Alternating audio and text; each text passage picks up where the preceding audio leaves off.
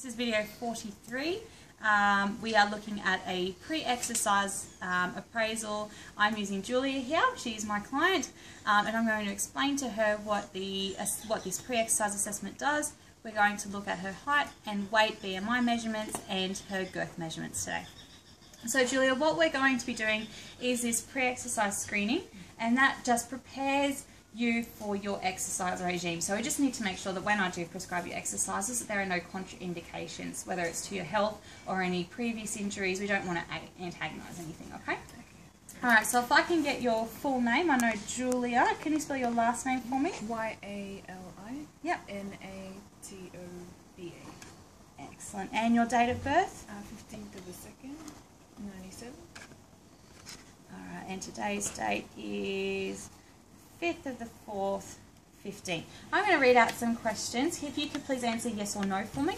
Has your doctor ever told you have a heart condition, or have you ever suffered a stroke? No.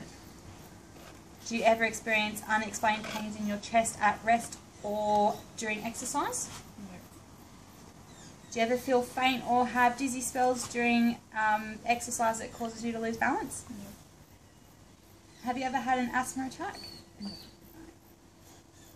Have you ever had diabetes, whether it's type 1 or type 2? No. And any problems with your blood glucose in the last 3 months? No. Awesome. Do you know if you have any diagnosed muscle or bone or joint problems? No. And last question, do you have any other medical conditions that may make it dangerous for you to exercise? No. Alright, so that one there shows you that we can do any moderate or intense exercises here. So I'll just get you to sign the bottom for me, just down here.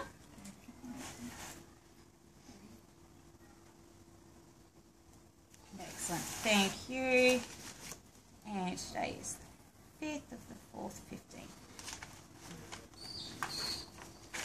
So these are our exercise intensity guidelines. So because you have been identified as a low risk client, we can actually get you to start at some moderate intensity exercises, and we can progress to vigorous and high as your fitness levels increase. All right.